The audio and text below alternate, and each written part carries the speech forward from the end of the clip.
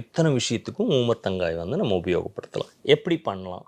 நம்ம வீட்டிலையே பண்ணலாமா அப்படின்னா, வீட்டில் வந்து ரொம்ப மனோ கஷ்டங்கள், இந்த கஷ்டங்களெல்லாம் நீங்கிறதுக்கு சில பரிகாரங்களை செய்ய சொல்கிறாங்க. அதில் இது ஒரு பரிகாரம்.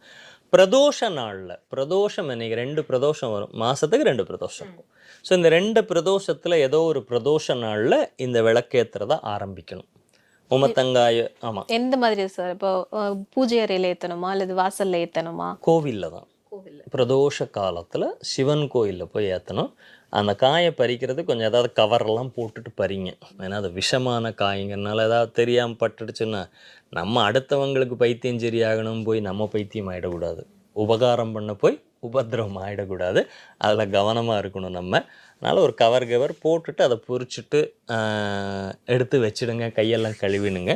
அந்த விளக்கு ஏற்றுறப்போ ஒரு கீழே அதுக்கு பாட்டம் நிற்கணும். உருண்டையாக இருக்கும், அதனால் நிற்காது.